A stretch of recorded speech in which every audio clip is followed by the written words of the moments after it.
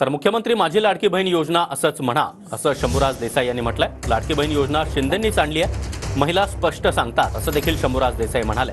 पत्रकारांच्या प्रश्नावर उत्तर देताना शंभूराज देसाई यांनी हे वक्तव्य केलं आहे। तर मुख्यमंत्री लाडकी बहीण योजना हेच नाव आहे, वेगळ्या स्पष्टीकरणाची गरज नाही असं देखील चंद्रशेखर बावनकुळे म्हणाले।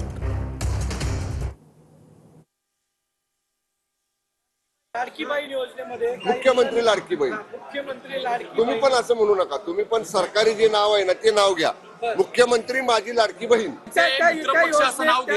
घ्यायला लागलेत कालपासून, बरोबर ना? म्हणजे नाही काय व्हायचं, थोडस नवीन योजना होती आणि मग योजना घेताना बऱ्याचदा असं व्हायचं अनावधानानं, पण आता काल परवापासून जर बघितलं तर आता सगळे पक्ष महायुतीतले या योजनेचा उल्लेख करताना मुख्यमंत्री माझी लाडकी बहीण की महिलांना विचारलं की ही योजना कोणी आणली तर महिला स्पष्ट सांगतात शिंदे साहेबांनी आणली।